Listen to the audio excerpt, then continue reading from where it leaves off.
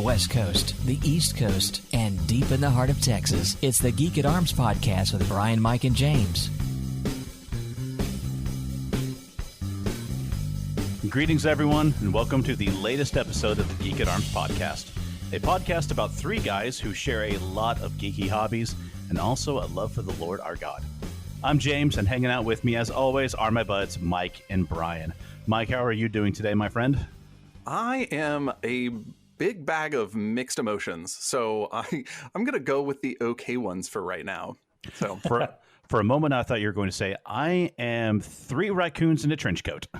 Yeah, I mean, honestly, I feel like I'm passing at life right now like three raccoons in a trench coat because, as our dear listeners probably do not know, so I'm caring for my wife who has COVID and doing a day job and picking up the slack at the church and trying to keep the house in order and parenting two kids who are doing their schooling at home. And I'm not doing any of those things well, but I did get my first dose of the vaccine, so I'm really happy about that.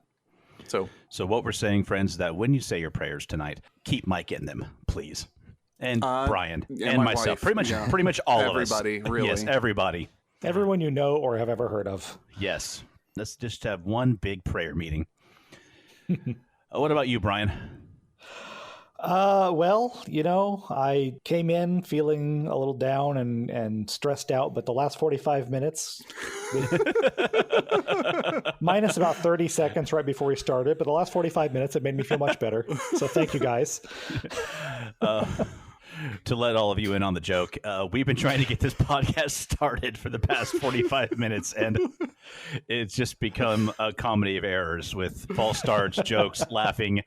So we finally got it going, and before we jump any deeper into the show, I feel like we ought to give a final shout out, and well, not final, because we're going to talk about them again in the future, I know it, but just one more word of respect, love, and farewell to the good people at Saving the Game. Yeah, they just released their last episode just recently. I don't know when this is going to be with our recording schedule, but it was really heartwarming listening to their episode go in peace, because they're good people and they have a fantastic show, and we get why they're closing it down. Just they will be missed, but their episodes are staying up. So this is still an opportunity for, if you like our content and you like our style, please, please, please check out Saving the Game, because they're still awesome. They are. I mean, we are coming up now on close to 4 years of doing Geek at Arms. And I can remember back before I really approached either one of you guys about starting a podcast, I took a look at what was out there in the Christian geek world. And I thought I did a good job of Googling, because I really didn't find that much. I found Game Store Profits.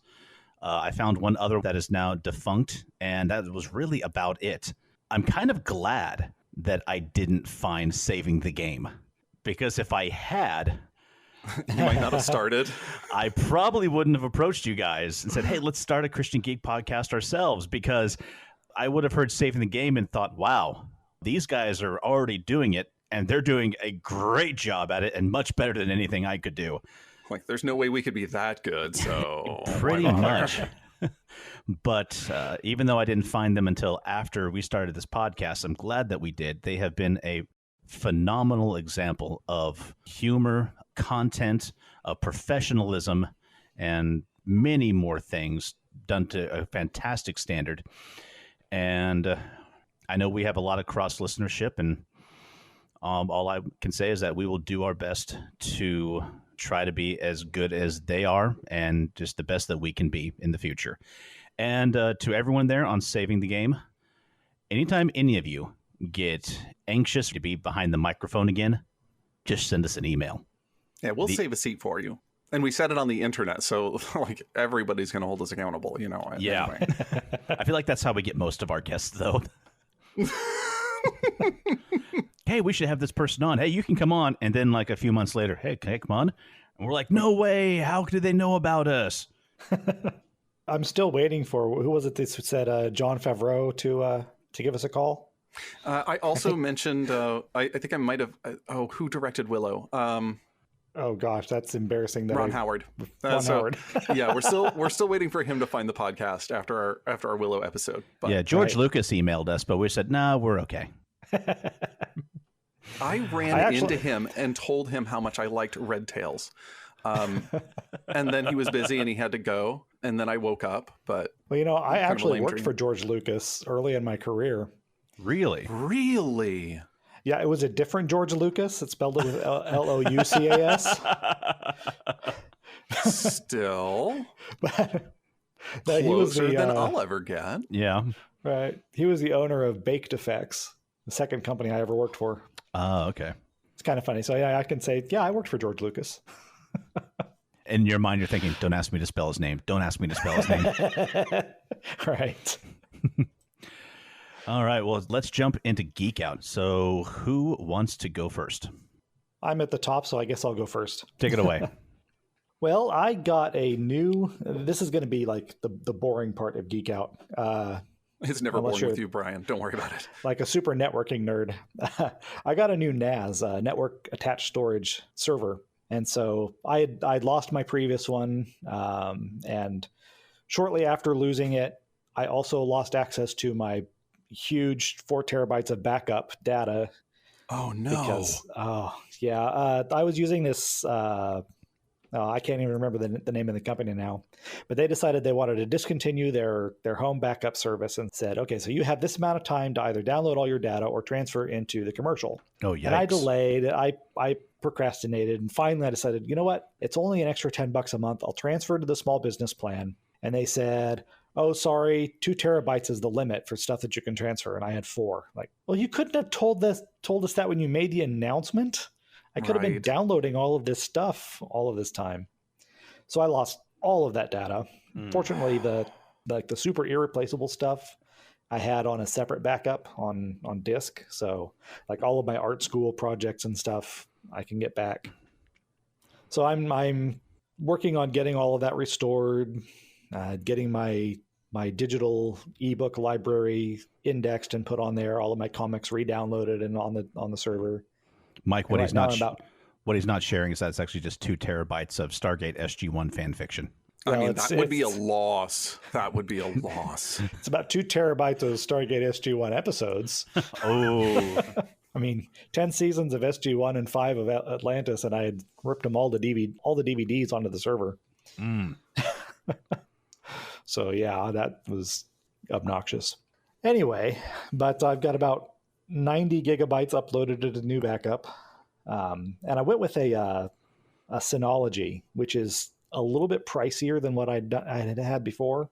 But, and I was like, I don't know if I want to spend the extra on the Synology. I'd get more space if I bought a cheaper one.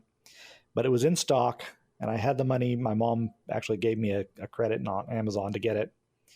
It's like, okay, I'm just going to go ahead and I'll get the smaller one, and then I'm making a lot of money once I'm actually getting to work, and I'll be able to buy the expansions later. But it turns out this thing has like pre-installed an Amazon Glacier backup program. Huh. So it's like a 2 or 3 clicks to connect it to an Amazon server and upload. And it's like, this is super easy, because I'd always heard that Glacier storage was like, you have to do a lot of home built interaction with it, and it was kind of difficult. And it's like, no, this thing makes it just super easy and it's cheap. So I'm very, very happy with the thing. I don't know what about home networking sounds boring, but I mean, I was all in for that. And let's be honest, I'm sure we got more than a few listeners that as soon as you said that you had a new NAS, they instantly set up. Tension was all on you. Well, I will give you some advice if you have one of these things and you want to use the Glacier storage. I tried to set a static IP on the thing, because I also use it to drive my Amazon Fire TV, so that I can send all those DVDs that I ripped directly to my TV through a program called Kodi. And Kodi relies on the device always having the same IP address on your network. So I set it with a manual static IP, but that interrupted my backup, so I couldn't contact Amazon. So I had to set the static IP on my router instead, and then everything worked together. So don't set anything manual on the Synology NAS if you want to back up to get to Amazon. Good to know. Life lessons from Geek at Arms. Yes. Because it wasn't boring enough the first time, so I had to just up the ante there. I am so going to use that as a sermon illustration next week. I'm going to decline to ask you how you're going to work that into a biblical lesson. No, I'm in now. I'll be waiting to watch that on YouTube. Oh, jeez. I was lying, James. Don't do this to me. No, you're committed now. You yeah, said it on don't the put internet. yourself out there then. Dang it. As you said, Always it's on happens the to me. internet now. It's like the time that I said that I took Klingon in high school on Retro Rewind. It's like, okay, now you're reading the Klingon because this is what liars get.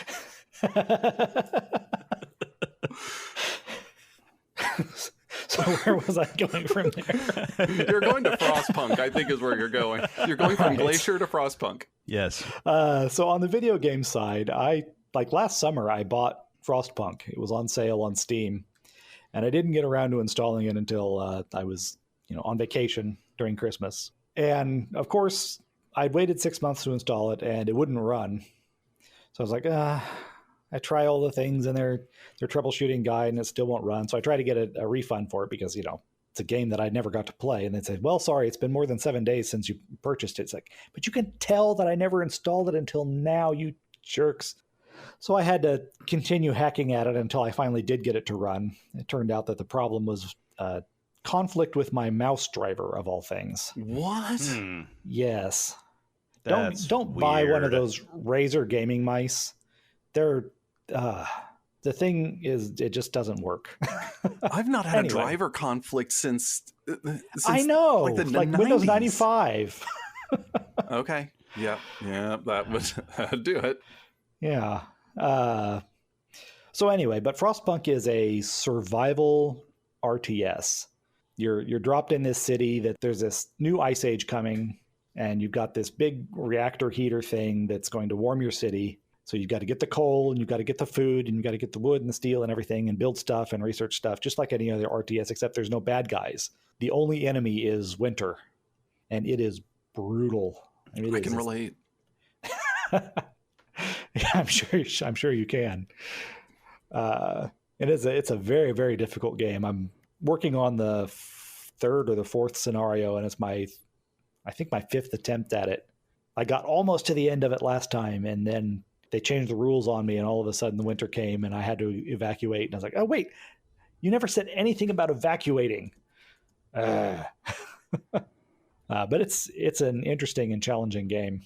I was just going to say, when you said that the bad guy is winter, I immediately thought back to that old holiday movie from the Rankin Bass stop motion animated special, A Year Without Santa Claus, Heat Miser and Snow Miser. I'm like, really? You're fighting that guy? Yes. It's a big surprise at the end of the game, It's all serious, and then all of a sudden the snow miser shows up. It's like, wait, what? And what I'm reading right now, I know, James, you know Mike Sisson. I think Mike knows him by reputation. But he has allowed me to be a beta reader for a novel he's working on called The Clockwork Wizard. And it's a gaslamp fantasy. And I won't say too much about it because I don't know exactly how much he's shared publicly about what it's about. But it's pretty well written. I'm impressed with it. It's got some shades of Dresden Files. It's got a little bit of... I don't think he's actually read Rivers of London. I recommended it to him. Actually, in a conversation this past week, he'd not heard of it. But if you're familiar with Rivers of London, it's got a little bit of that in it. And yeah, I'm really, really enjoying it. I hope that he can find somebody who wants to publish it. He's already working on the second one, so he's obviously fairly confident about it. That was going to be my next question, is if he has a publication date yet. But since he's still shopping for a publisher.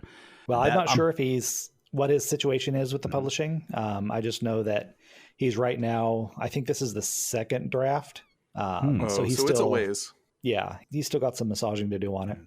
So I really would love to read this. And I'm hoping that the advice that I give him will be helpful, and that I can be of use to him in getting it done. Mike, little known fact, Mike Sisson, he was my very first GM. He introduced me into RPGs when he ran a Oh, that's right. Werewolf the Apocalypse game, including myself, his brother, Brian, and one or two others.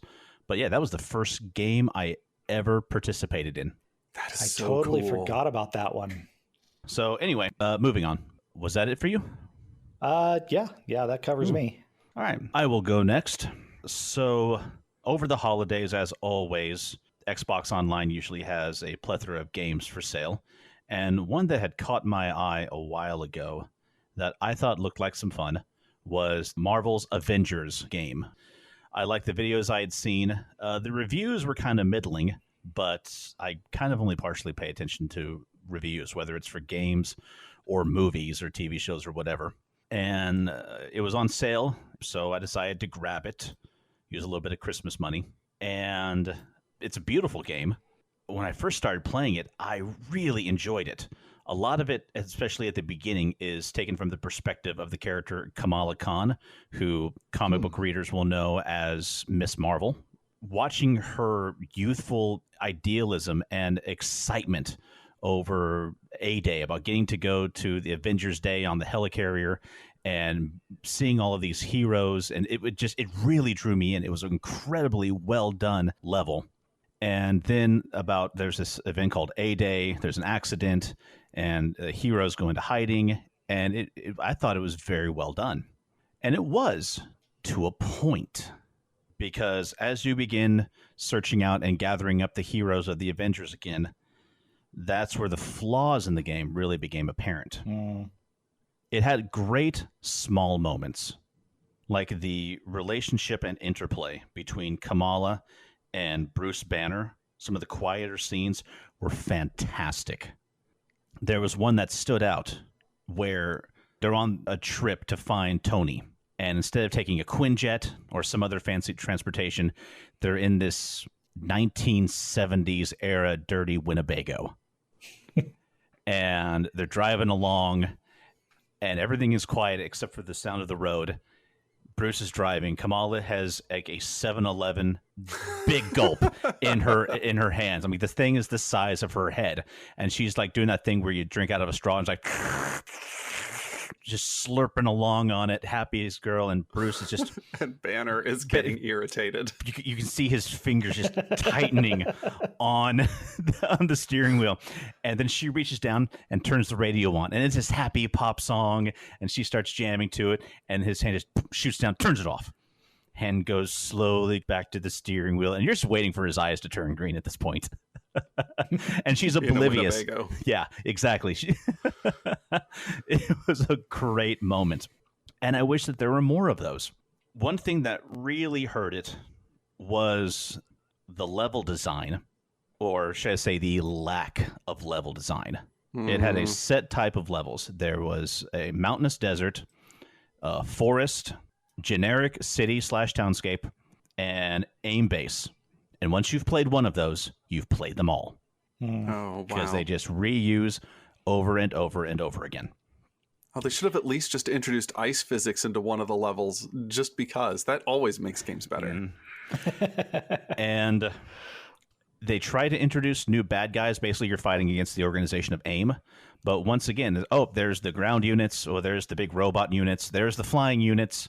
It's just rinse and repeat with just little variations, which is an incredible disappointment.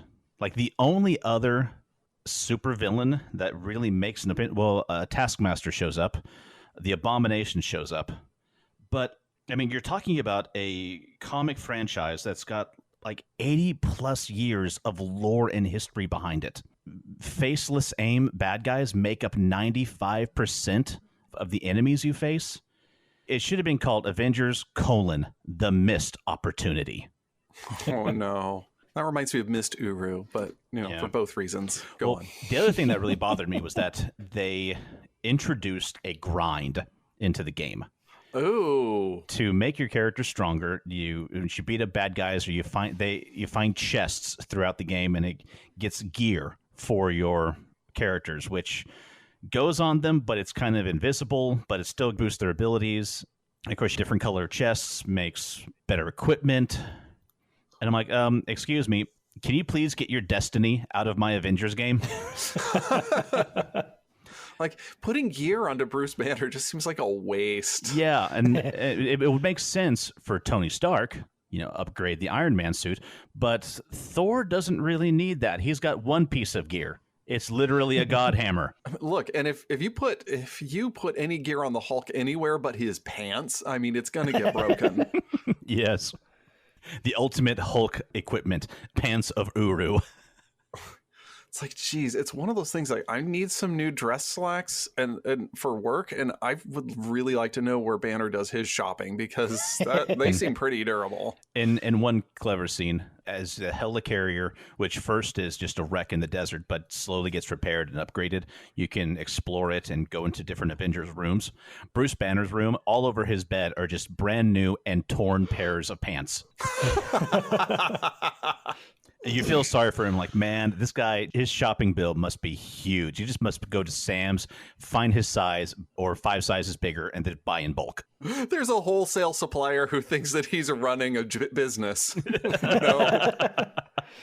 Well, Mike, you could get those Hulk pants that stretch out, but the trouble is they only come in purple.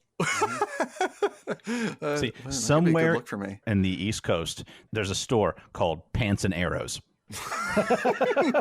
It's Pants and Arrows, and it's just for the Hulk and Hawkeye. I think we need to start this brand. There you go. So, all that being said, I finished the storyline. I actually know how to do that too. There's this whole guide on creating a brand and distributing products through Amazon, and you just buy Chinese products and put your branding on them, and you sell them on Amazon, and they drop ship it. Oh my gosh! Pants and Arrows, a subsidiary of Geek at Arms. Hey, come on down to Pants and Arrows. We're on I-25 off the Beltway. Oh my gosh. I finished the main storyline, and even though there is some bonus content and there's still a couple of missions you can do post, I don't have a desire to do it because it's just going to be more of the same levels, the more of the grind to try to get a little bit better equipment, and there's not much of a draw for me to keep doing that. So I think instead I'm just going to let this one rest. I got hours of entertainment out of it, and Star Wars Squadrons was on sale again, so I think I'm going to grab that and give that a try, and I'll give a review of that on the next episode. But moving on from Avengers into more video game stuff. So after I had mentioned that I had bought my wife a new Switch Lite for Christmas.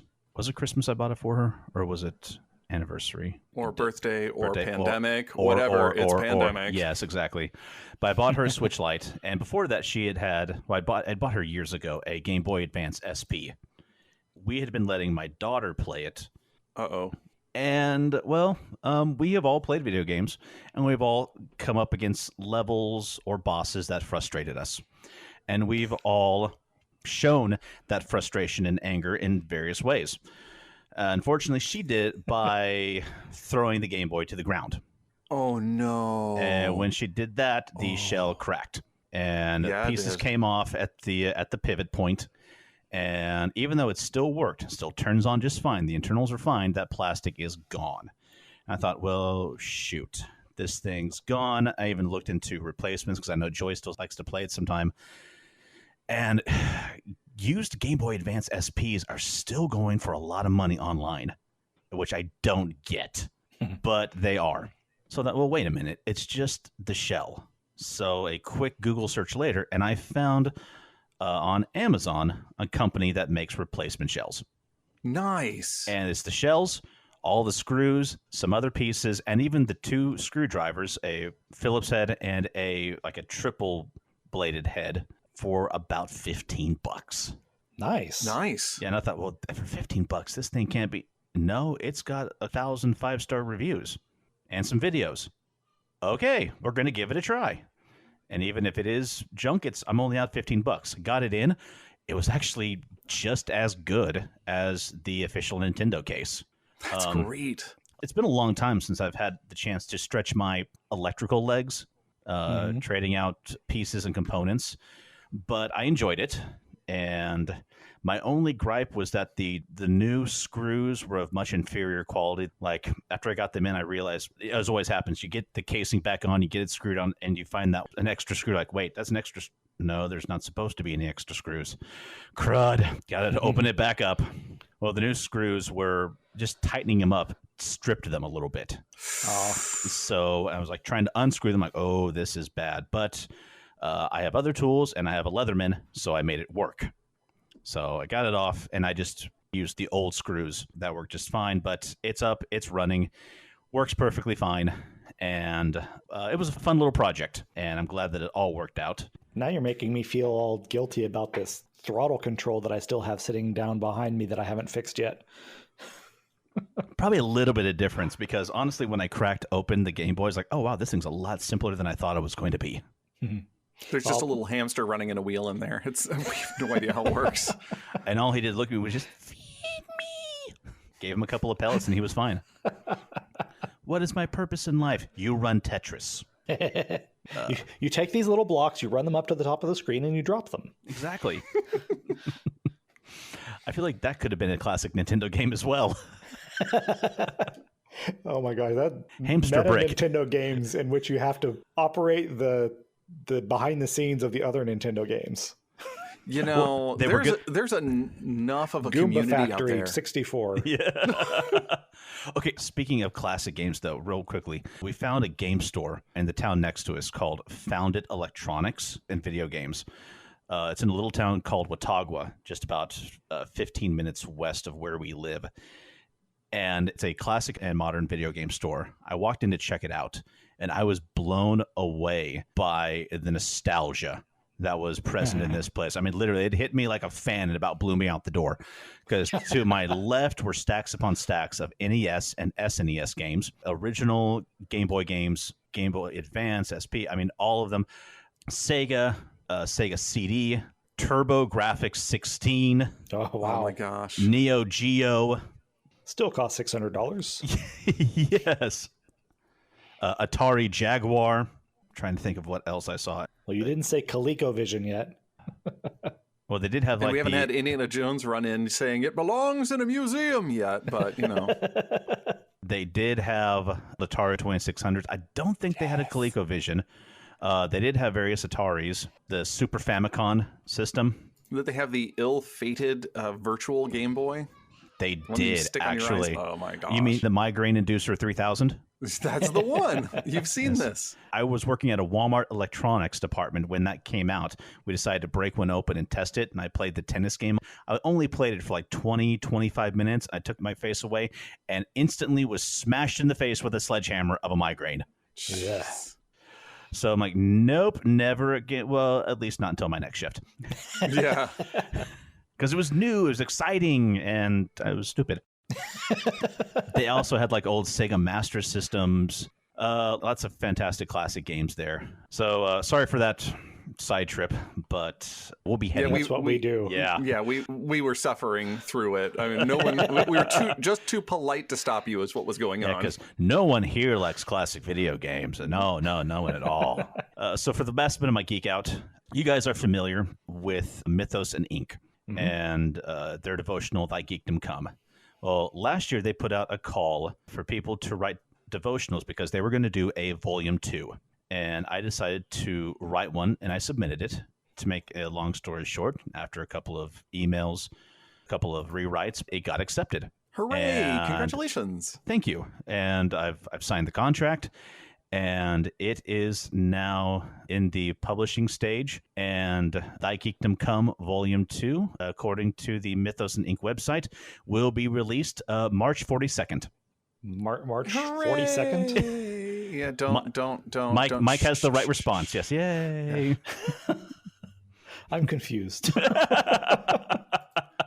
See, there was a shift from the Gregorian calendar to the Julian calendar, and then to make up for the number of days that we lost in that transition, they just added some days to March, but just that one time, except when we come to a quadruple leap millennium, which is coming up this year. Okay. It's all clear now. I understand. See? Mm-hmm. And that will wrap up my geek out. Then I guess I'll go next, since you two already did. We can start back up at the top of the NAS again. Okay. Wait, just at the top of the NAS, we could start with the beginning of the, welcome to Geek at Arms. I mean, we did a number of those earlier. Which welcome, because we had a few of those. Brian has to do the welcome this time. Okay, I am a little bit slim on my geeky things, but one thing that I am doing is, have you heard of the title On Time by Ken Bonshine? I have heard of that. Yes, I believe I know what you're speaking. Well, guess what? I'm actually reading it. And it's really, really good. On Time is a history of timekeeping in the Western world.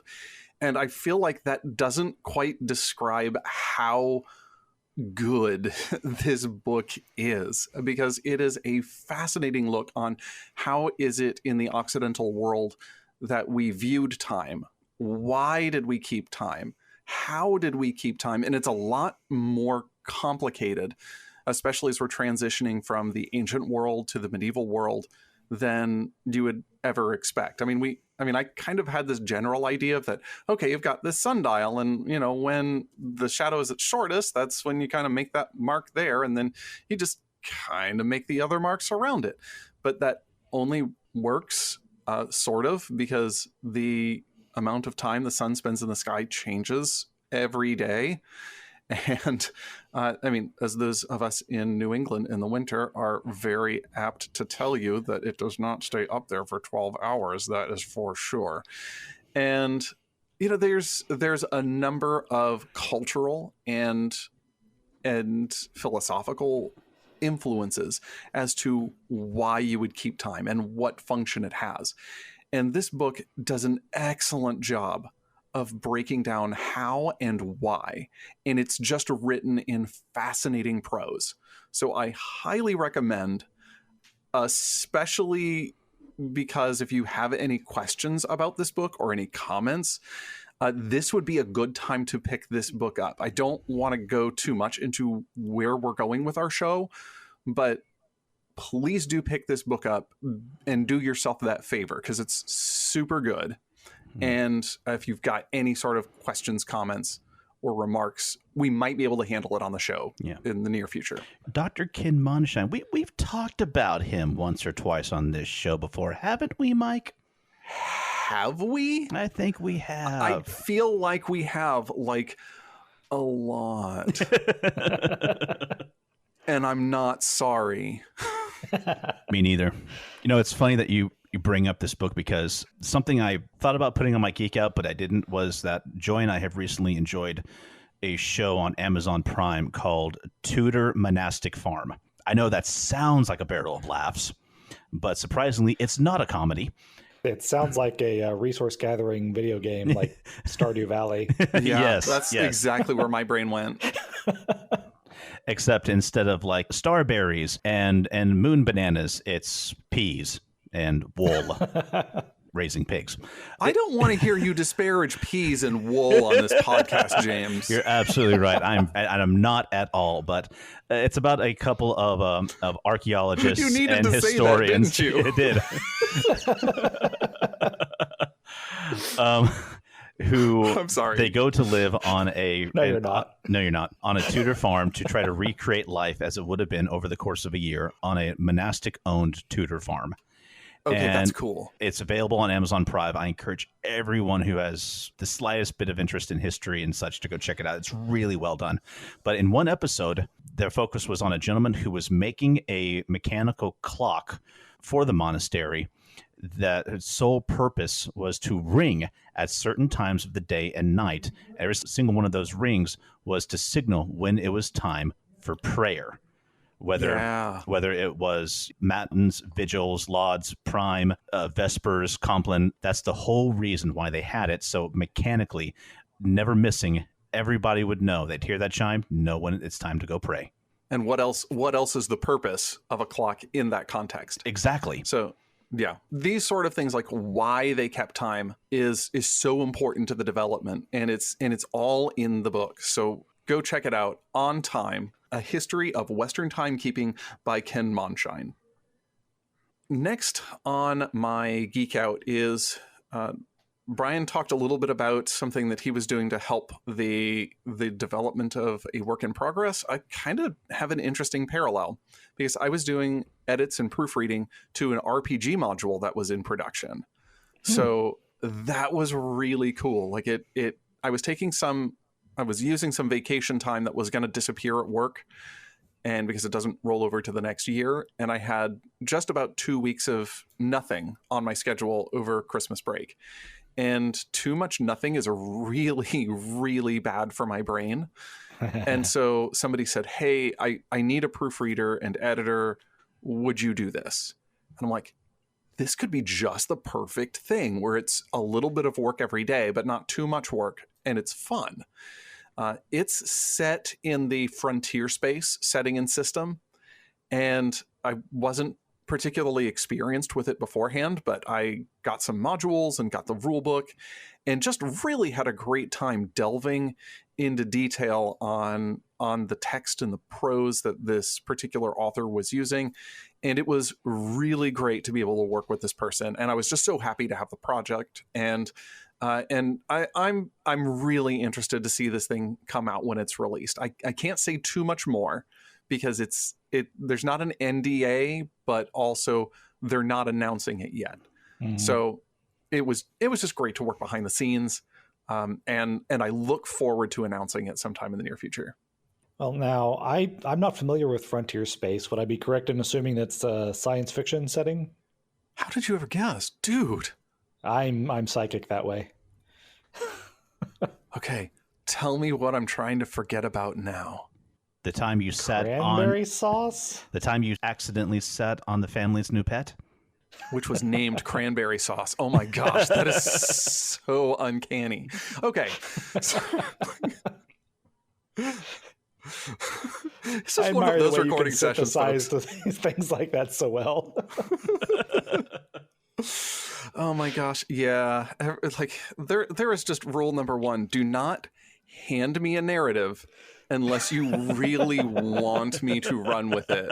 I actually had a professor at our school learn this lesson at one time, that when we were, like the building was open, I'd gotten dressed to leave on my bike, and then I'm just gonna hit the restroom before I leave.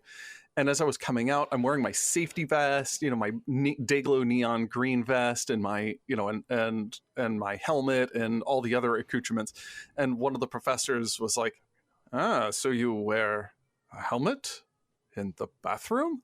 And I just looked at him and I said, Dr. Movahidi, don't you know that 80% of household accidents happen in the bathroom? You can't be too you should wear one too.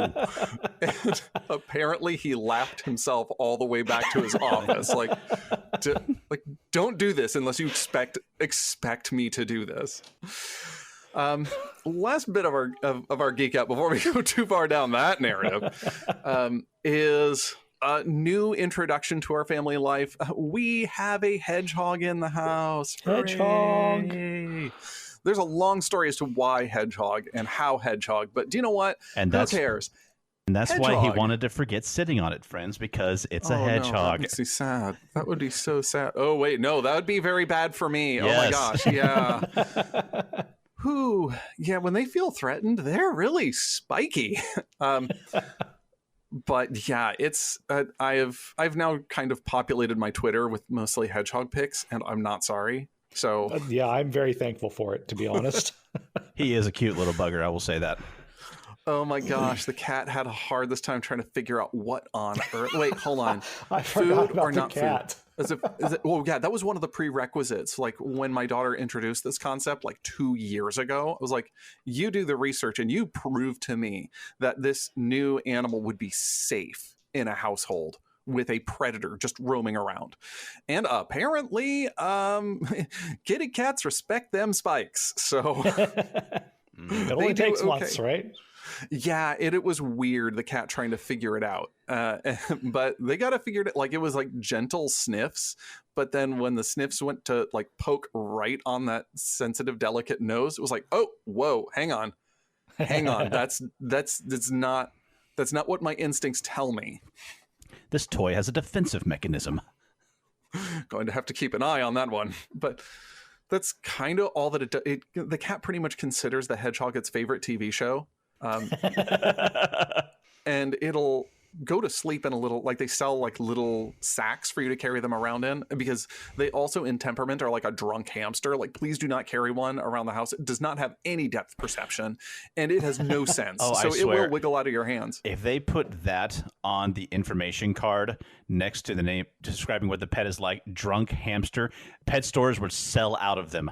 I don't doubt it. Also, don't buy your hedgehog from a pet store. If you want to know about hedgehog ownership, please contact me. Don't do this blind. It'll be bad. It'll be bad for everybody, you and the hedgehog. Wow, this took a serious turn I was not expecting. Yeah, no, but I just want to put that out there. If you think, oh, hedgehog, adorable, no, do some research. Reach out to me if you want to. I can point you in the right direction. I'm still new, but I know enough because my daughter had to do research for like a year before this got greenlit. They're not the easiest pets, and they've got a lot of special needs. Yes to both. They're easily stressed. Yeah, and when they get stressed, they ball up into spikes, and spikes are not cuddly, just so you know. You end up having to buy the poor thing a service gerbil just to help calm it down. And yeah, it's a lot, which is one of the reasons why like kiddo wanted one, and it's like, okay, you need to do the research and you need to save up your own money, which is how we got to like a 2-year process. But it's especially during the pandemic, it's been a great infusion of joy into our family. Very cool. Okay, so I think that brings us to our listener question for this episode. Joshua Phillips sent us another listener question, and briefly paraphrased, he writes to tell us that he was in a situation where a church leader and parent wasn't fond of their child playing Magic the Gathering. And so he asks us, with that being the springboard, how can a Christian defend his participation in and enjoyment of Magic the Gathering when it seems to represent forces of evil in a positive light? And okay, I've only played Magic a few times, so does it? I mean, does it portray the forces of evil positively? I mean, I'm aware of the game and others of its ilk and how they're held in some suspicion, but that question actually took me by surprise. I guess I could see how someone could draw that conclusion. I don't think that it necessarily represents evil in a positive light as much as it declines to make moral judgments about what is evil. For those who are not familiar with the game, the cards are divided into 5 colors, and each color represents certain ideas and types of magical spells that can be cast. And specifically, the color black is associated with death, unrestrained power, and ambition. Mm-hmm. And so often, somebody playing a black deck could be seen as supporting these ideas that ambition, forget the consequences, and necromancy and everything is good. But the game itself doesn't say these things are evil. I mean, they often are evil, but that doesn't mean that it necessarily is. Like, you could say, well, necromancy, that's obviously bad, but that's also the same domain as resurrection. Oh, somebody was dead and we brought them back to life. Is that evil? Well, if they come back as a shambling corpse, yes.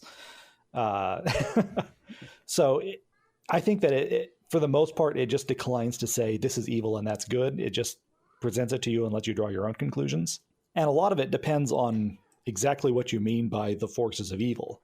I mean, if we're dealing with people who think that the phrase you find in some versions of the Bible, the appearance of evil, means things that resemble something I don't like, you're not likely to have a productive conversation with that person. Yeah, I actually have to jump in because it's funny when James even mentioned the idea of doing a podcast, like theoretically, I had a feeling that this verse would come up somewhere along the lines. And so I did a lot of research into the appearance of evil, and it's really an interesting turn of phrase and really only grounded in one particular translation. And most reliable contemporary translations encourage you to flee from every evil or every kind of evil. Appearance in that translation had the sense of when evil appears, something that isn't really evil, but might be mistaken to be evil based on judgments of appearance. And exactly. I have a problem with the misapplication of this verse because it is so often used to condemn perfectly innocent things because some hypothetical person could mistake what you are doing for something that is evil. Well, how many of us, when we were youth, there were certain programs, specifically cartoons, we were not allowed to watch in our Christian households because there was magic in them. Yeah, Smurfs were the forbidden one for me. I was not allowed to watch Smurfs. I got looked at askance He-Man. at some He-Man was one that I got looked at askance for, and I couldn't figure out what they meant when they were telling me, like, you know, the eye of God is watching you, and I'm like, well, shouldn't he be watching the TV show with me? Because this is He-Man. So like, Yeah. no, I can remember thinking like the silly magician Orko dude, and that's what there's a muscular man in a fur loincloth and a laughing skull head, and the magic is the issue. Yeah. Well, I thought it was kind of ironic. Nobody ever objected to the D&D cartoon with me. Only Smurfs. yeah. I guess they figured that was just one and the same. Like, well, of course the game is evil, therefore don't watch the cartoon because that will teach you how to do real magic. Nobody objected to the I watched the cartoon several times. My parents never said anything about the D&D cartoon. That is so weird. I was only forbidden to watch Smurfs. That's Maybe So it's I think because that it probably wasn't actually the magic that my mom had a problem with. I'm guessing it was the song. oh no. Oh, now that's in my head. Why? Oh gosh. See? no, Yeah. wait. Actually, I think she made the right call. Yeah. I'm going to back her it's up like on this. Psychic damage is real, and I didn't know. You didn't soak that one, huh? Too bad. This is Mike. Well- I'll be joining you for the rest of Geeky Arms podcast. No, go watch some of the snorkels. You'll be fine. Off-brand Smurfs. Oh my gosh. Well, we could probably spend an entire episode once again breaking down all of the biblical prohibitions against sorcery and magic and illustrating why they don't apply to fantasy fiction. But Saving the Game, as we mentioned earlier, has already covered that ground. Or if you'd rather read it, there's a somewhat outdated frequently asked questions list at the Christian Gamers Guild about D&D. And a lot of the same questions are asked and answered about magic as they are for D&D. And if you're interested in having a more interactive conversation, you're welcome to join the Christian Gamers Guild. It's open to everybody. That's christian-gamers-guild.org. And there's a join link in the main menu. And that's just a email discussion list. Everybody's welcome. There's no particular requirements to join other than don't come on there trying to sell something and don't come on there trying to convert us all to Islam. And yes, that has happened. We're not entirely certain why someone thought that was a good idea. But there's, I think with magic in particular and games that are similar to it, there's a couple of other things that are of greater import to me than the imagery and the theme. I can see how somebody might object to the theme, and if that's where the check in your spirit is, you should obey that. God might be working on you for something else. Just don't confuse what God is telling you not to do with what God is telling everybody not to do. Those are two different things. Right. But there was a little bit of when I was reading this summary of the question, I wasn't certain if the church leader and parent were the same person or different people. I think they're the same person. Okay. If someone is still under their parents' authority, if you're living at home, if you're a minor, obey your parents. Yeah. I mean, it's not worth creating problems at home, creating rebellion to play a stupid card game. I mean, you can find other things to do. I like magic a lot. I'm not going to get in a fight with my parents over it. And I'm 44 years old. Same with a lot of things that I do. Yeah. Same. Yeah. The second thing is magic and games like it can be addictive and expensive. By design. Right. I mean, it's a collectible card game, and they're trying to prompt you to buy lots and lots of more pieces of cardboard. Yeah. With the trigger of random rewards. Yes. And that's kind of a tricky section of the brain, really. Mm-hmm. Well, and that's another thing that we could go into for probably an entire episode. Wow, Magic Card Decks, the first loot boxes. Yeah, exactly. And so if you're feeling like, hey, I'm spending a lot of time and money on this thing, pay attention to that, because I had a problem early on. I spent way too much on Magic cards, ironically, because I was trying to save the money that I was spending on video games in the student center at school. Huh. That did not work out for me. And it can be an expensive hobby, and it does prompt you to keep buying more and more cards. So if that's a problem for you, back away from it.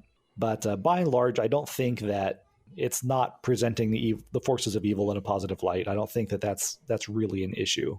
Mm-hmm. I mean, you're free to disagree with me. The other thing, the reason I asked if this was a church leader and parent, or a church leader and also a parent, was because there are some churches in which I think the ministers meddle in people's lives a little bit more than they really should. Yeah. I had a particular pastor who, he had a problem. He personally had become obsessed with certain kinds of secular music. And he recognized, hey, this is a problem in my life. It's coming between me and God. I need to, break my drumsticks, throw it away, throw out all my albums, because this is a problem for me. Well, he then extended that into, this is a problem for everybody. And he was forbidding me from listening to music that he didn't care for. And the really ironic thing was, the music I was listening to was still Christian music. Huh. It was just, this is reminding me too much of something that I had a problem with, therefore you are not allowed to do it. And so I think that sometimes some ministers overreach. And I'm not going to say, if your pastor says you shouldn't play Magic, you shouldn't play Magic. I think that's a step too far. Agreed. You should definitely listen to your pastor, because they may be seeing something in your life that is troublesome. Give them a listen, understand where they're coming from, but don't let them control you to that level.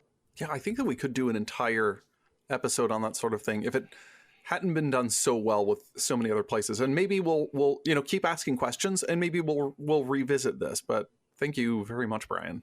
Mm-hmm. And thank you, listener, for the soapboxy there. It's all right. I was going to say, and thank you, listener, for the fantastic question. And everyone, follow his example. If you have something you're curious about, let us know. And even if it's, I know how X, Y, and Z answered it. What is your take? We're happy to share our takes. Mm-hmm. Well, gentlemen, are we ready to move on to the next film in our film club series? Past ready, I think. I agree. So this will be the second movie in our historical film club series. And today we are looking at the 1993 version of The Three Musketeers, brought to us by the good people at Disney. It stars Charlie Sheen, Kiefer Sutherland, Chris O'Donnell, Oliver Platt, Tim Curry, Rebecca De Mornay. This was a movie that, when we were discussing which Three Musketeers we wanted to do, there's a lot of them out there. A lot more than I had realized. Mm-hmm. I think Three Musketeers has probably been adapted to film more time than any other book that I can think of. I went through the list of them. It goes all the way back to 1903. Wow. We don't have any film that exists from that one. We have notes and reference, but there's on YouTube, you can watch the 1913 silent version. Yeah, 1913 I think there were three version. silent versions. Yeah. Some were released as shorts, others as complete films, like maybe a part 1, part 2. But it's one of those things. When we said, why this film? It's not so much, well, why this film? Which version of the Three Musketeers? Because there are so many versions. And I guess the question, why the Three Musketeers? The wonderful thing is that there's so many good versions. I mean, there's Brian, I think you're partial to the 1948 version with Gene Kelly and Vincent Price. Yep. That's my favorite. I have not seen that one yet. And I'm assuming that Vincent Price is playing Cardinal Richelieu. I think so. I really want to see that. It's been a while since I saw it. The only thing I really remember about it is they got the yellow horse right. That was hilarious. And Gene Kelly can jump. Wow. Like you would not believe. Cool. Like he's got seriously a 5-foot vertical. It's amazing. Really? Yeah, I got to check this out. I have a lot of love for the 1973 one with Michael York as D'Artagnan, Oliver Reed, who I think is one of my favorite actors. He does a fantastic job as Athos, and Charlton Heston as Cardinal Richelieu for some reason. Huh. Yeah, and then there's the Hollywood cash grab / action movie that came out in 2001 that Brian and I will never speak of again. Spider-Man of the 17th century. I remember we walked into that movie theater, you and I, high hopes and expectations, and we just trudged out, all our hopes and dreams dashed to the floor. Yes, that was bad. I remember we went to go eat afterwards, and we're just sitting there like, well, the ladder fight scene was kind of cool, and that was all the praise we had for it. Ooh, wow. Yeah, moving on. All right. So with the Three Musketeers having been made so many times, I guess, what is it about the tale itself? Not necessarily this incarnation, but what about the Three Musketeers makes it so memorable in any of its incarnations? Well, if you look at the book, it's got pieces of just about any kind of story you'd want to tell smashed into it. I mean, war movie? Sure. Romance? Plenty of that. Buddy cop story? Check. Fencing, fighting, torture, revenge, giants. I might be thinking of something else. Well, the one we watched does have an ogre, or kind of something similarly ugly. Oh, ugly. And in the novel, Porthos is actually described as a giant. I'm not sure why they got Oliver Platt to play him, but And actually, what's funny is Oliver Platt was actually supposed to play Porthos in another Three Musketeers movie with Johnny Depp. Yeah, didn't I read that there were like 3 different studios all trying to get a Three Musketeer movie made at the same time? Yeah. And Oliver Platt was tapped as Porthos for 2 of them. Oh my gosh. Now that is a story I want to read. I think it's in the Wikipedia page. It's just that everyone was jumping onto the success of Robin Hood, Prince of Thieves. I'm like, let's make another period movie with another fantastic song. And that's going to, be all over the airwaves. And who can we get for it? The fact that Bryan Adams did the rock ballad at the end. Not just Bryan Adams. It was Bryan Adams, Sting, and... who was the third? I always forget. It was Rod Stewart. Rod Stewart, yes. You know that somebody sitting in the boardroom is like, yes. This is absolutely what's going to put us on the top. Green like that. Green that like that right now. Let's put them in a medieval feast hall singing about love with winches around them. Oh, yeah, bro, get my money printing machine. Oh. We're going to make so much money. And then they did. Yeah. I know. On YouTube, the official music video of All for Love has 96 million views. Which translates out to $1.85 in advertising revenue. What I think is strange is we've got like 20, 30 versions of the Three Musketeers, but I can only think of 2 of the other D'Artagnan romances. Well, actually, only one of them, but it was made twice with Man in the Iron Mask. Right. I think there were a couple of productions of 20 years later and 10 years after. But I mean, there's if I remember right, there's 6 books in this cycle. There is the movie. And we only get the first one and the last one. Well, there is the one with Michael York was so popular, they made a sequel to it called The Four Musketeers. Yeah, and I think that one is the story from 20 years after. Yeah. And I think, wasn't that the one where they actually waited 20 years before they made it so everybody was the right age? Oh my gosh, that's commitment. Yeah. That's a risk. The Four Musketeers, Milady's Revenge came out in 1974. And the 3... Okay, so no, that was immediately following the 73. I know there was one where they got the cast back together 20 years later. That was Star Wars. They did that too. I do remember that there was it's probably not the same thing, but in my research, I found there was a miniseries called La Femme Musketeer about D'Artagnan's daughter. And I remember that. D'Artagnan is played again by Michael York. That was a little bit like... now I can't even remember what it was like. There was something else that was similar to that where you got the daughter of the character and then the same actor was playing the father still. I saw the poster for it and I saw the trailer for La Femme Musketeer. I'm like, oh, wow, this was probably awful. Oh, that's a shame. All right, so why did we pick this version of the film? And one of the reasons why we landed on 1993 is we've just done The Lion in Winter, and we wanted to pick something from a different. We wanted to pick a version from a different age of movie making, and so we all kind of like, I hadn't seen it in years. I barely remembered it, but I know that we all just kind of honed in on the 93 version. And correct me if I'm wrong, we kind of picked it for more or less nostalgic reasons. Is that? Yeah, and laziness, because I've seen this movie so many times that if I had just neglected to watch it again, I could still talk for ages about it. I've seen it so many times. Same here. And I think that's laziness, but that's because of the nostalgia, because of the enjoyment. It's just a fun movie. The rewatchability factor on it is so high. And when I rewatched it for the purposes of this episode, I found myself still chuckling. The acting is still solid in many places. And there were a couple of things that I missed from when I had watched it as a teenager. Some things that now as an adult that make me really shake my head. We'll get to more of that later. But it was one that I was more than happy to watch again, and I was glad that we were doing this one. See, it's funny because my rewatch of the film was, I didn't think that it was a particularly like, oh wow, this is a great movie.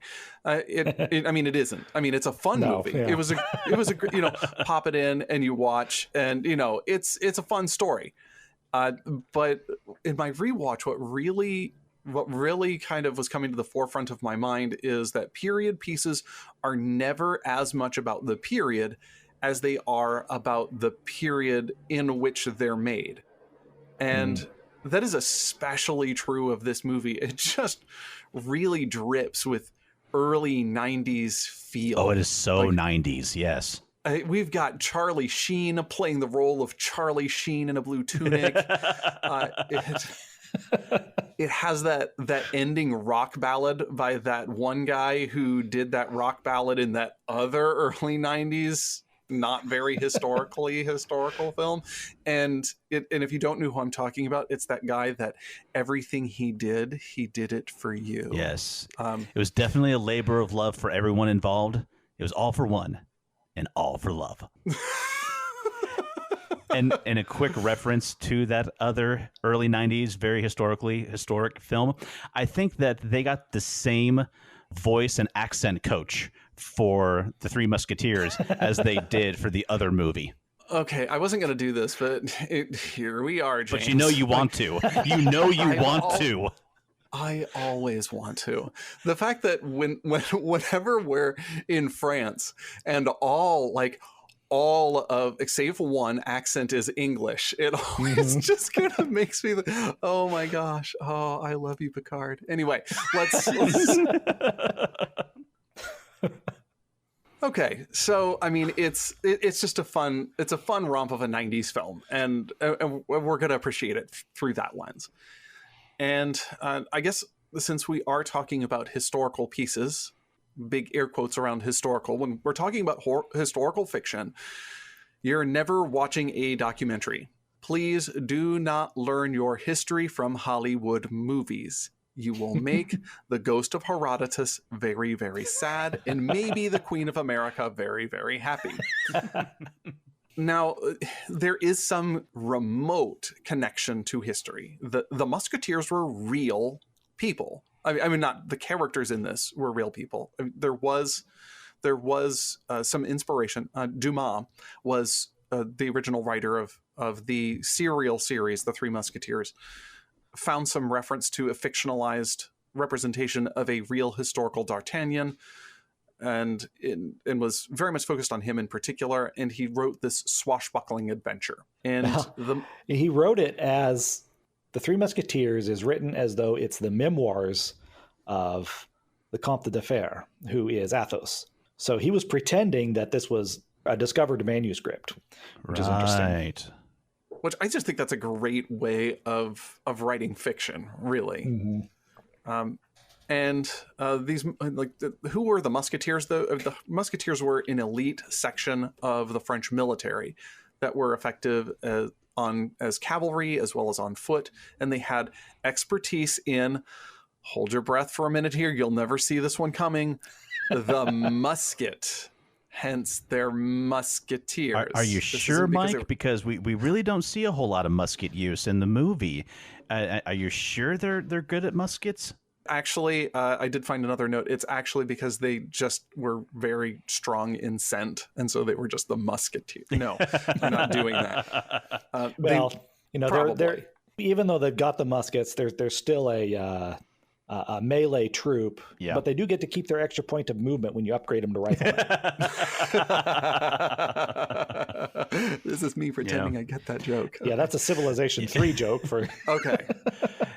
And one thing that the books do get right in the movie is that they did serve as the king's guard when outside the palace. I mean, they're called the King's Musketeers for a reason. And in fact, there was an expanded group of them that were assigned to the historical Cardinal Richelieu. I don't really think there was ever anything like the Cardinal's Guards. No, they were the Cardinal's Musketeers, but that would have been confusing if they'd called them that in the movie. Mm-hmm. The book has a few more historical touch points, but exists in a spectrum that is more fiction than fantasy. It was set in a real place, in a real time, and uses a few real names to serially tell a series of stories. I think you meant more fiction than history, not more fiction. Did I say fantasy. more history than fiction? You said more fiction than fantasy.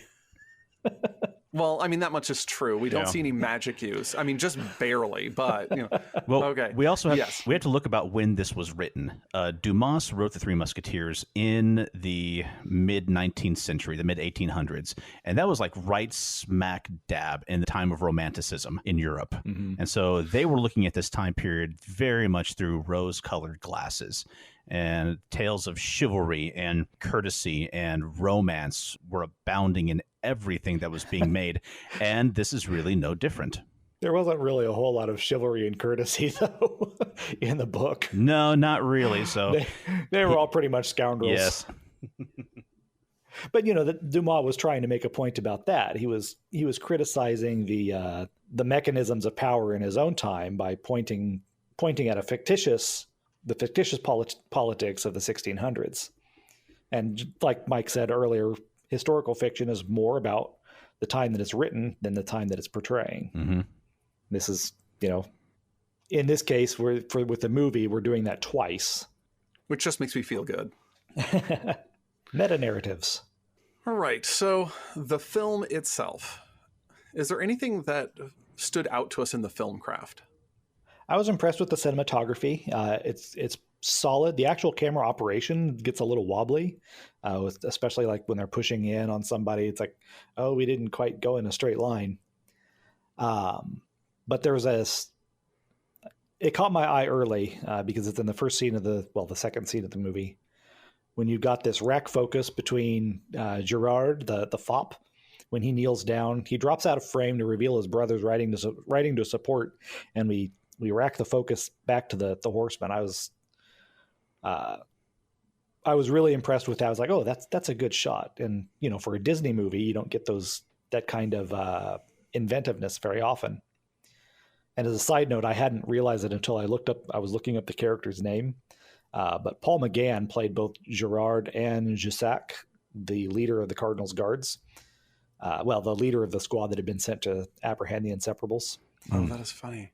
The fop, the one who is Gerard. who is D'Artagnan, that guy.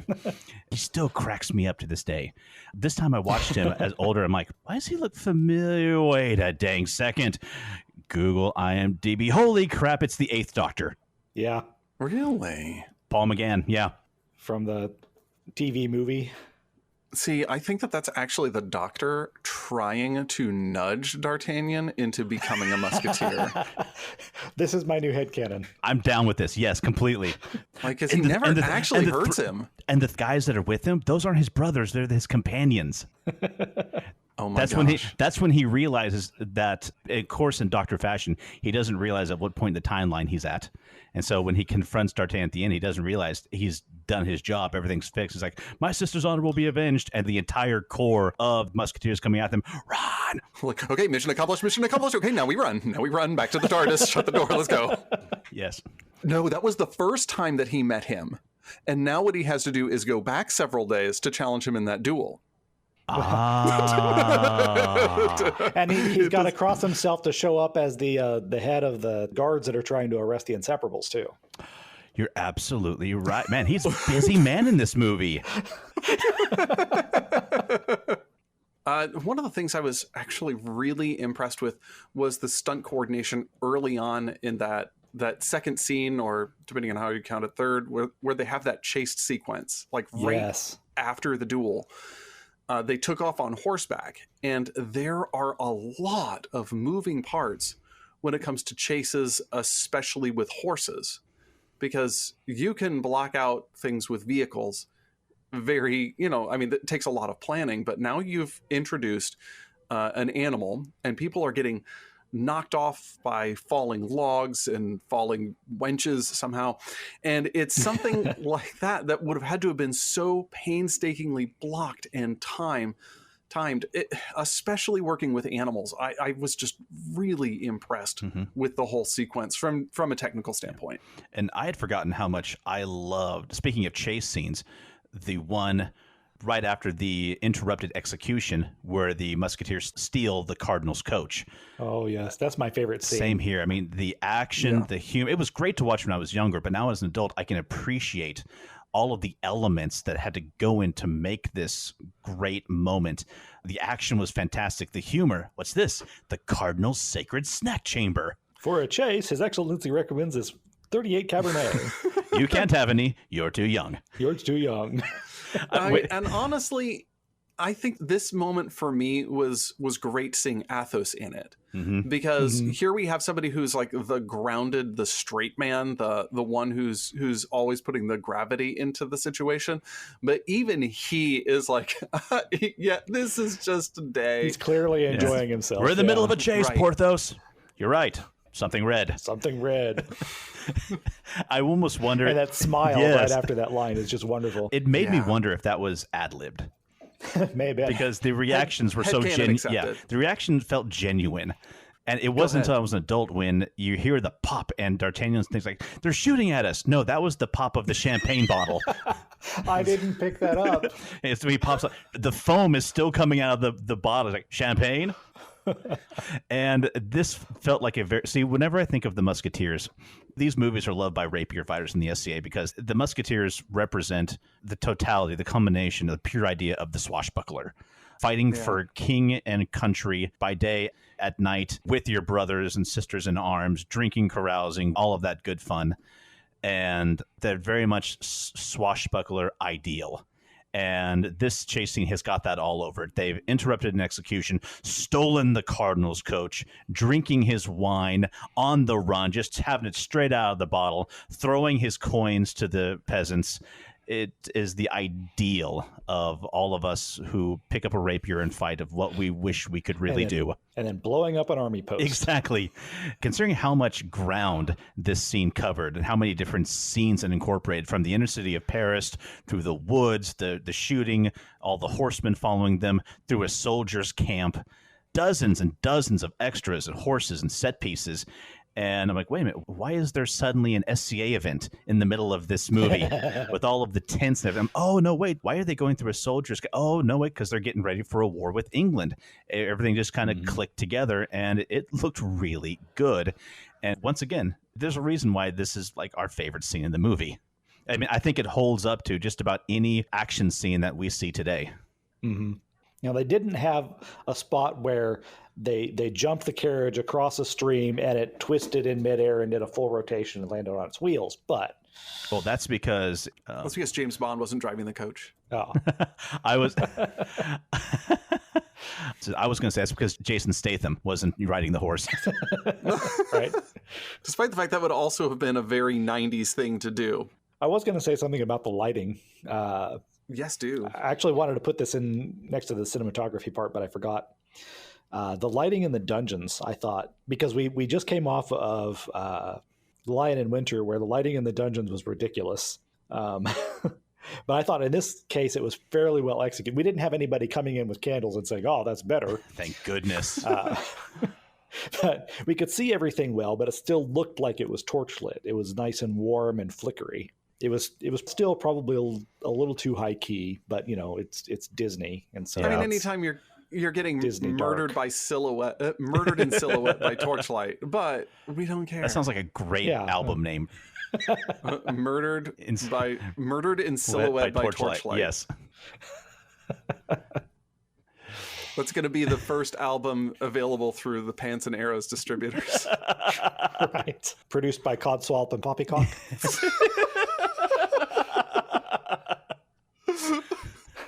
Here's a callback. I love it, though. Oh, speaking of film craft, I wanted to talk to you guys for a moment about some of the sound mixing that we heard, or some of the sound effects that we heard in this movie. It seemed that each movie, of course, has its own distinctive sounds, which identify it. Like anytime you hear a punch in the Indiana Jones movies, it sounds like a shotgun going off. And this one seemed like anytime anybody turned dramatically, there was this whoosh, whoosh that went along with it. Like turning in a giant cavern just makes this echo, ominous sound. And for some reason, watching it recently, it was just stood out to me more than any time I'd watched it before. I'm like, how are they doing this? And why do they keep doing it? I hadn't noticed it, but now that you pointed it out, I was like, yeah, especially Cardinal Richelieu, because he's got that huge cloak. I mean, I wouldn't be surprised if we went on like YouTube and found like the making of this, and the director's like, actually, that wasn't a sound effect added at all. That was all Tim Curry. Anytime Tim Curry turns left, this sound happens. It's just natural. And it's really weird. If he turns right, it sounds like a duck. We don't understand it. God help you if he points at you. It was just an interesting choice in the film, and didn't take away from it. But I just, I found it to be unique. Something else I wanted to point out was just how beautiful this movie is. The scenery, the countryside. Seeing it, I thought, well, of course this is filmed in France. But because it's supposed to be set in France, obviously they can't shoot in France because that's not how things are done. Let me guess, it was New Zealand. No. If they wanted to be set in England, a lot of mountains in France. I was going to say if they wanted to be set in England or Scotland, they shoot it in New Zealand. If they wanted to be in the Middle East, they shoot it in Nevada. And apparently, if you want to shoot a scene in France, you go to Austria. Oh, yeah, of course. That's like a rule. Yeah. Well, I think the advantage that they had in Austria was that they could get this Renaissance-y looking skyline without having recognizably modern Paris shapes in it, because most of what we see in the Paris skyline wouldn't have existed in the 1600s. But nobody knows what Vienna looks like. So Wait. Eiffel Tower wasn't there in the 1600s? Well, I think it was the late 1600s. Design that this set that I'm working on for a new production of Les Mis is going to go really weird then. They just started it. It was called the If Tower. Oh my gosh. But beautiful countryside, period manor houses, and some nice castles we see throughout the movie lend a believability to the movie. More than just like a backdrop or digital castles and a, throwing some dirt in the color brown over everything, which we'll get to the color brown later. Actually, we're going to get to it right now because I was going to bring this up at some point, but just do it. I'm going to. A lot of the costuming in this movie doesn't look half bad. They got, 17th century France right for the most part, especially when we come to see some of the nobility. Very bright colors, very outlandish at times. And great, wonderful, good. It's where we get like the middle and lower class that things start to once again go wrong. It seems like they once again cracked open that costuming book, The 50 Shades of Brown. They did have a problem with rolling brownouts. No. Two scenes stood out to me. It's LA. Yeah. One after D'Artagnan throws the coins to the people at the carriage chase. We see, of course, several people gathered together to get the coins. I counted 11 shades of brown in that scene. Next, this happens earlier in the movie at the fight of the ruins, where the interrupted duel, the Cardinal's guards. Only a fool would try to arrest us twice in one day. You're under arrest. Fool. In that scene, I counted 14 shades of brown. All of them were on Athos, Porthos, Aramis, and D'Artagnan. I'm actually just impressed you counted. He's got a colorimeter out there, and he's sampling from the screen. When I realized, this was done on purpose. This is so you can tell the good guys from the bad for the young viewers. good guys wear brown and blue, bad guys wear black and red. They're just simple. That actually makes sense. They're just simplifying it. It's just it's the newest version of the bad guys wear the black hat, good guys wear the white hat, which all of the Musketeers at one point have whitish swashbuckling hats. So I got to admit, D'Artagnan's hat is pretty cool. Yeah, it is. And I will admit that for many years in the SCA, when I would go later period, I had a very similar hat with the white feather along with a pheasant feather coming out of it. And I will also say I looked fantastic. I find that not hard to imagine. I mean, you put one of those hats on and, you know, you just drip debonair. And speaking of fighting, Mike, I feel like we can't go any further without talking about the rapier combat for a few minutes. Who am I kidding? It's going to be several minutes. I mean, that's going to happen. Yeah. I mean, we didn't get dressed up for nothing. So I was happy when I read that all of the main actors went through like a 6-week course on fencing and riding, except for Charlie Sheen, who was busy shooting Hot Shots Part 2 at that time. And it shows because when you look at his fights, yeah, he does a little bit of sword fighting, a stab here and there, but then he just punches his opponent or gives him an elbow to the face just as much as he fences. Yeah, I actually think that's a solid call from a stunt coordination perspective, because until they called it out, I didn't notice that he was the one contributing most of the fisticuffs and punches and things, because you have all of the rest of the fencing just kind of sprinkled throughout the film and spread out among the other actors who weren't busy filming failures to show up for their training. What I also found interesting was that Kiefer Sutherland didn't need that much training. He was already an accomplished horseman before this movie came out. I liked that about him. And I think I have a very romantic view of horses and horseback riding. I've only done it a few times in my life, and it's one of those things that I always wished I had done more of. Like, I've even been thrown off of a horse. So when I read that he was already an accomplished equestrian, I liked that about him and made me like him a little more. But back to the fighting.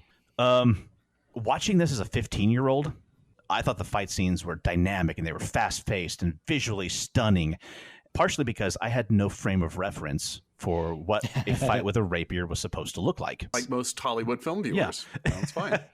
Watching them as a 42-year-old with 17-plus years of rapier fighting and study under my belt, having read Capoferro, Gigante, Fabris, and more, I felt different. I mean, here's the thing again. When I saw them fighting with rapiers, but using them as sabers, which was most of the time, I cringed inside every single moment. And this is the prime example of Hollywood stunt sword fighting. Big actions, lots of blade-on-blade contact, attacks that look powerful and strong and sweeping and wonderful on the camera, but in a real fight will in fact get you killed many times over. And, you know, I think that we come down on this in different places, because when I'm looking at this film, I'm going in expecting to see a Hollywood fight. And I'm going in watching the rapiers to see the rapiers do things that rapiers were not meant to do. So I thought that it was, you know, fine example of choreographed fighting. It didn't wow me as a choreographed fight, with the exception of one scene, which we'll get to a little bit later. But they did their job in terms of make this look elaborate and exciting on screen. And it was intelligible. I mean, I don't know anything about sword work very much, but I could tell who's winning this fight, what's happening. So in that regard, it's successful, regardless of how much these people would probably get skewered trying to do those things. And I will say, I looked at this with two minds. One of them was the rapier fighter mind. I can't really turn him off. Not anymore. I have the burden of knowledge now. But quieting him for a bit, I found that I still really enjoyed the fight scenes. They were athletic. They were well done, beautifully choreographed, and I can enjoy the art form. And of course, the reason that they look so good is that, once again, they were choreographed by our favorite movie sword fighter, Bob Anderson, who, Yay. I will point out, cameos in this movie as the King's fencing instructor. That I did not know. Oh, really? Yes. Huh.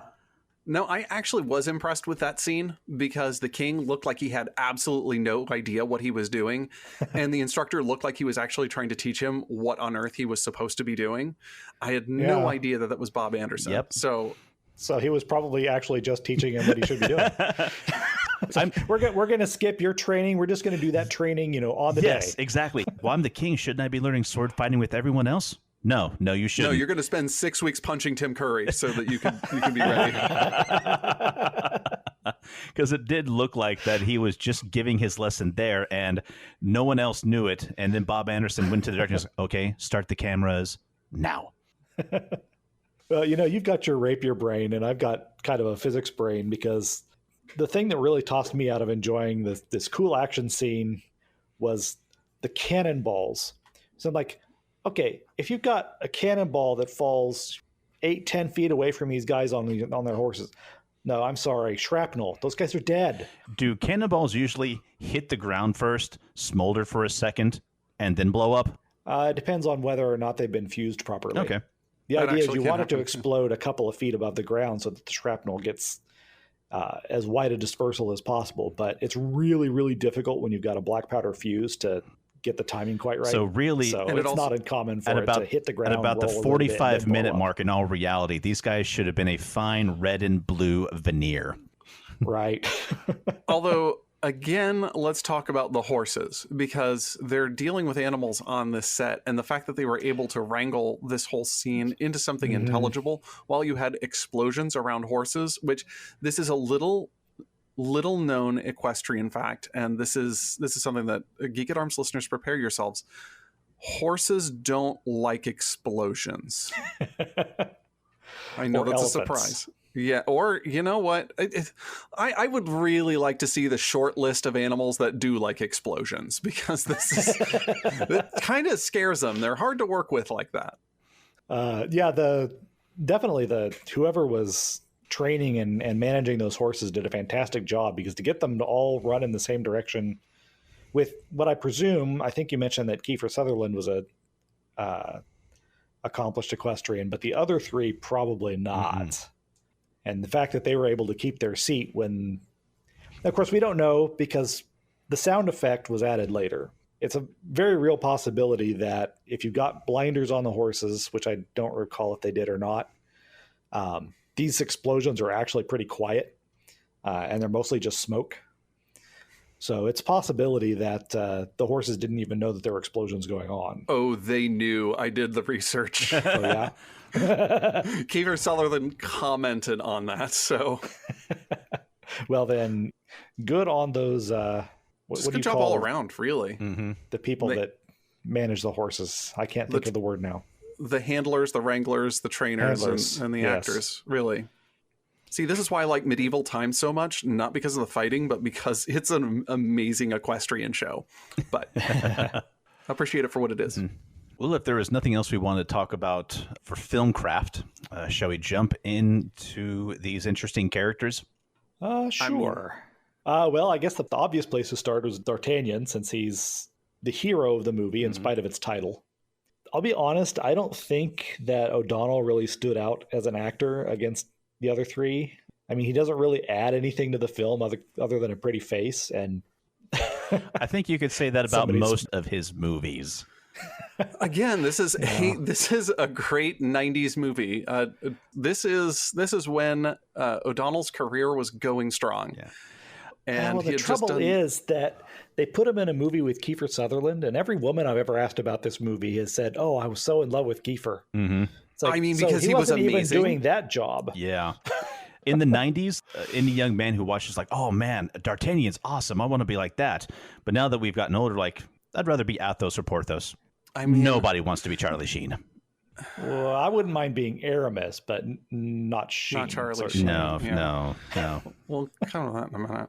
Okay, one thing I will say about D'Artagnan, though, is, and actually this is actually more about O'Donnell, is that I was really impressed with what he did. Not so much with the character, but how he handled himself physically in the role. Like, he received the same stage fencing training as everyone else did. And I really feel like he rose to the challenge to look like somebody who was a really good upstart, like somebody who had natural talent, because he just handled his stunt coordination scenes, I thought, particularly well, especially in that kind of opening duel. And that's how D'Artagnan is portrayed in a lot of media. You have these musketeers who are seasoned fighters, they're veterans, they're really, really good. Up comes D'Artagnan, who is also really good, but he's almost like a phenom. He is just a natural at this and just rises to the ranks quickly by the strength of his skill. Well, he rises to the ranks to a certain point, and then he hits a ceiling that frustrates him and drives the plot of the second book. But that's not in this movie. I can remember watching this movie thinking like, well, here's the pretty boy. Bushy blonde hair, white hat, golden rapier, and well, at least he's not going to lose his shirt. No, there it is. It's gone. It was in the contract. Like they spent writers spending 6 weeks trying to figure out how they were going to get his shirt off. It was the reason why he took the film. And the reason why the Batman costumes turned out the way they did later on. Wait, no, I'm making this up. I'm making all. And I just want to say, I stand by what I said about him. He was in 2 separate Batman movies with 2 different Batmans, and he's still the least talked about thing in those movies. That's what's going to happen next time. The Batman Film Club. I don't know. Hold on. Don't internet quote me on that. Well, let's talk about Athos while we're talking about this film. I would love to talk about Athos. Absolutely. I thought Kiefer Sutherland's performance was really something this movie needed. The 1993 version of The Three Musketeers is such a light-hearted, swashbuckling adventure with enough comic relief that it has enough. Most other characters really lean into that lightheartedness in one sense or another. And so we needed one character who really seemed to take this seriously in order for the audience, or at least me, to have any sort of buy-in. And that character really could not be D'Artagnan because he was too much I have too much inexperience, and that inexperience and young idiocy is driving me into the plot. And it seemed like Athos was really very much in the moment, and he took the events around him with the gravity that was necessary. And you bring up there's a lot of humor in this movie, and Athos has got humor as well, but it's always in context of the character which he's playing. He's never making any outlandish jokes. I mean, he's got jokes. I love that scene where he tells Porthos, we're in the middle of a chase, and then the carriage ends. He opens the carriage door. Gentlemen, this is the end of your ride. I hope you've enjoyed it. Completely deadpan. Very funny, perfectly believable. And then after he and D'Artagnan are drinking and he tells us the sad story of his wife, and like the bit of a fool that he is, Porthos falls through the table. Athos smiles at him and punches him in the face. That cracked me up. And it is perfectly in keeping with the character. And I think that's important to how the humor worked, is that it worked for the character. And he gave that great chuckle. This movie's got a couple of characters who just give great chuckles. Yeah, Mike said something when we were discussing earlier in the week that I don't even remember exactly what you said, but my reply was that Athos was the only one, well, Kiefer Sutherland was the only one who seemed like a real person. Yes. All the others are kind of stylized. You know, Porthos is the clown, Aramis is the priest, like an archetype almost. But Athos is the one who seems like this is a guy in France in the 1600s. He's a person. And I think the only other character who really achieves that is Anne, played by Gabrielle Anwar, who I spent the entire movie trying to figure out, why do I recognize her? And why didn't I recognize her any of the other times I watched this movie? And I finally realized when I saw her name in the credits, oh, that was Fiona from Burn Notice. Oh, I have not seen that. Good show. I like it a lot. But Athos he's also got the backstory, which you sense in the movie, but they don't ever really explore it very much. I mean, we get the payoff of his relationship with Milady de Winter, but the story that he tells to D'Artagnan, and we realize, of course, it's pretty obvious in the moment if you know how stories work that he's who he's talking about, but it's supposed to be a big reveal at the end. Anyway, and you realize this guy was a nobleman. He left his estates. There's got to be some kind of consequences to that. We don't know, what does his family think about this or anything? But if you know a little bit about the story there's a lot of freight in that scene and in his story. And the fatherly relationship he has with D'Artagnan presages eventually he adopts a young man named Raoul and has a very similar relationship, raises him as a son. And so knowing all of that about Athos and seeing that Kiefer Sutherland brought that background and that destiny into this part in a script that really didn't have it in there, I thought was just fantastic. And I want to encourage our listeners, and even you guys, if you haven't seen it yet, to check out the more recent BBC series, The Musketeers. Came out in 2014, and it explores Athos's past with Milady de Winter and with the consequences of giving up his title and his estates. And because it is a series, it can really spend more time on those character moments. Yeah. I thought it was very well done. It ran for about 3 seasons, and as a highlight, it has Cardinal Richelieu played by Peter Capaldi, which is reason to see it alone. Oh, wow. I wasn't familiar with that one. I didn't know it existed. I'll definitely look for it. I was able to watch all 3 seasons on Prime, and I believe it's still on there to view for free. It's worth a watch. It's a great miniseries, and it really delves more into the Musketeer organization, what's going on politically in France. And does it have its flaws? Of course, every series does. But it really entertained me, and I think I went through all 30 episodes in just like a matter of weeks. So please do check it out. Let's talk about Porthos then. Oh, yeah. Wait, you mean Porthos the pirate? I mean, Porthos, the guy who met the Queen of America and the Tsarina of Japan. I mean, wow. All those guys. That's around. Yeah. Doesn't he just? Where do you think he got the bola? We'll get to that in a minute. Okay, yeah. Oh, yeah, sorry. Yeah, he's the furthest away from the novel's template. I mean, I don't know where the pirate thing came from. He's supposed to be a baron. He's supposed to be like over 6 feet tall. We got Oliver Platt in the. I don't know exactly where this idea of Porthos came from, but he is definitely entertaining. Mm-hmm. I think it was from the same place when they were saying, we really need to get Bryan Adams to make a real cash cow of a song.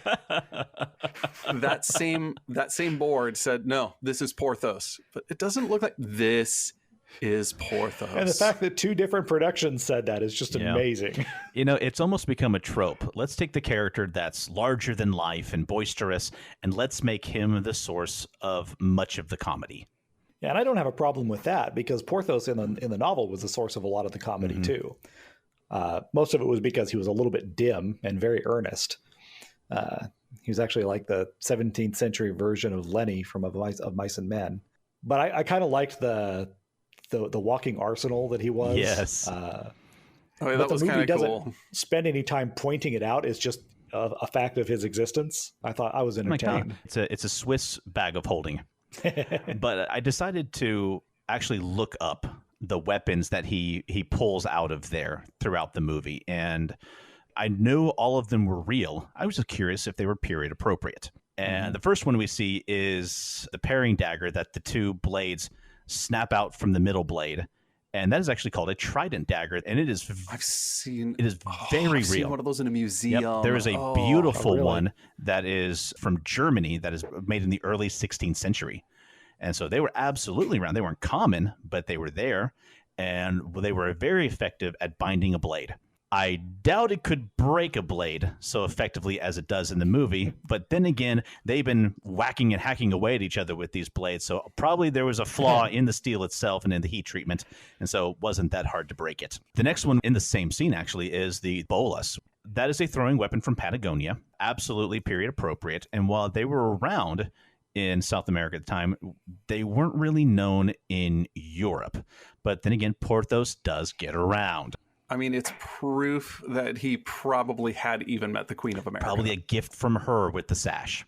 The pistol that we see with the spring-loaded bayonet was also a very real weapon, a very cool weapon. And we start to see more of them in the late 17th, early 18th century. So, he might have gotten one of the first ones. He seems to like his toys. So he probably saw it. He's like, ooh, what's that? Well, and it's he new. was surprised about it. So He's like, oh, yeah, I like this. And finally, we have the crossbow pistol. Once again, very real, but about a century early. I mean, if that's the worst historical mistake that you're pointing out, then you really, really need to have a sit-down conversation about France. I know. Well, the more I looked into the crossbow pistol, because we see modern ones all the time, the more I found like, oh, this one is more of a stretch than all the others combined. Because there were 17th century examples, but they were very rare, almost always made out of metal. And they were usually used for bird hunting, target practice, because they shot small lead balls instead of bolts. And whatever they shot or what they were made of, they did not have the power to shoot a man in the chest that was 4 stories up. More likely, he would have shot it, and if it would have made it to him, it would have just come pink off of his chest and bounced right off. Okay. Aramis. The fact that he was studying to become a priest plays a little differently after the Tiger Blood interview, especially after the comment, I'm a high priest of Vatican assassin warlock. Yes, I did review the interview just to make sure. Like, that was said in jest, even in the train wreck of an interview. But in some ways, I also kind of want to splice that into this film. Well, he kind of becomes that by the end of the series, because he's assassin. He's definitely doing that. High priest. He was the general of the Jesuits. And that probably also covers warlock. Oh, poor Jesuits. No, that's the real reason why the bullet hit him in the cross and didn't kill him. One thing I found interesting, and this is purely on Charlie Sheen, is that for someone who is supposed to have been the personal student / understudy of a cardinal, he can't get a Bible verse right to save his life. It was I'm lost not in sure the how much translation. The cardinal was reading the Bible either. So what it is once you translate the Bible from the original Greek into French, back into English, and then run it through Disney, things happen. That's just what happens. I mean, I can see why the cardinal got rid of him. It wasn't that Aramis quit out of ethical reasons. It's just because he was a crappy student.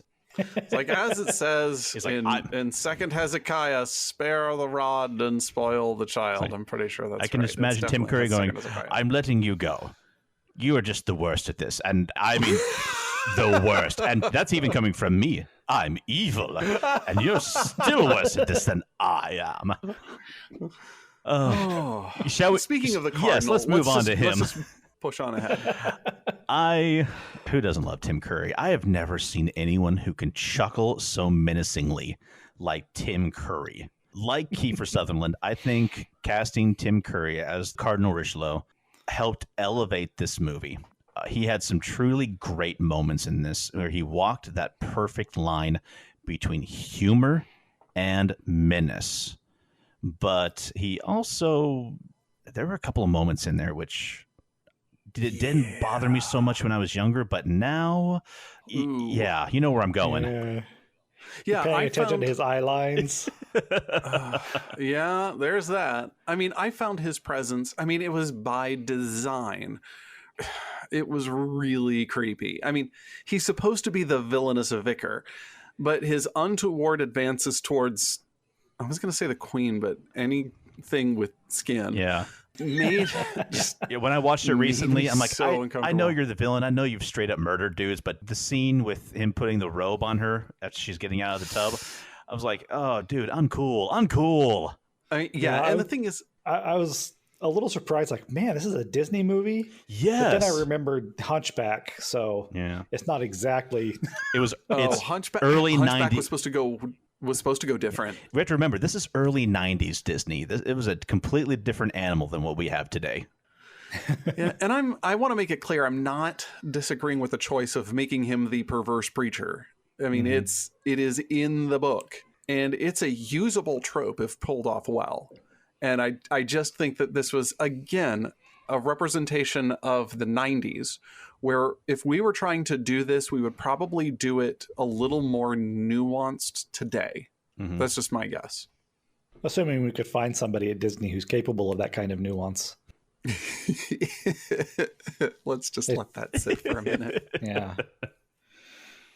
Well, we've looked at the film craft. We've taken a good look at the characters. Was there anything else we wanted to discuss about the Three Musketeers? I think I've covered everything I wanted to say. I've got everything off my chest. It's a good movie. Watch it. Yeah. It's been years since I watched it, but I know one day I'll watch it again. It's fun. It's a popcorn film. Don't expect to see pass me the envelope, please sort of performances. No, definitely not. But it's fun. And then that will wrap it up for the second movie in our historical fiction film club. And that will lead us once again to the zombie apocalypse plan of the week. Mike, how do we survive in these uncertain times? Okay, here's the thing. If you're all lined up, you've got the enemy horde in front of you, and you have your trusty rapier at hand, dude, use your musket, for crying out loud. These are ranged weapons. They exist for a reason. I'm glad I'm not the only one who thought in that wonderful scene in the courtyard when there's Athos, Porthos, and Aramis, and they unsheath their swords dramatically, and then all 150 of the Cardinals guards unsheath theirs at the same time, and then you see men in brown cloaks jumping out of the rafters, gathering around them, and they throw off the cloaks. It's the other musketeers, and they go to save the king. Instead of showing off their blue cloaks, why didn't they show a line of muskets? I mean, just the bang and puff of exploding powder, and then the red tunics stay red, and everyone falls down. And, hey, you've got a whole line done. Just move on in, buddy. Yeah. And then you take off your disguise. There you go. I mean, right? Take off your disguise after you shoot them. That's far too American. See, this is why we're not allowed to write movies, because they'd be over at the 30-minute mark. Well, this is why I failed to write a novel, because all of my characters act in sane and reasonable ways, and then there's no conflict. And I think that will wrap it up for us this episode. I want to thank you all for listening in. Check us out online at geekatarms.com, at facebook.com/geekatarms. And Mike, what's our Twitter? We are Arms Geek on Twitter. And finally, from Brian, Mike, and James, be safe, be blessed, and be geeky. Thanks for listening to Geek at Arms. Music for this podcast was provided by Incompetech.com. For more, check us out at Facebook.com/Geek at Arms. Give us a like and maybe even subscribe to us on iTunes. That would be awesome.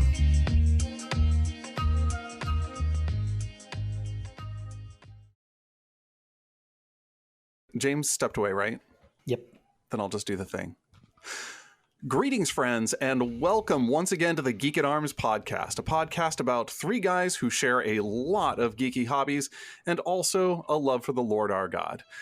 Here with you today is your host, James, and also with me is James and James. James, how you doing? I'm good. How are you, James? I am doing fantastic, James. James has stepped away, so it's just going to be James and James for a while.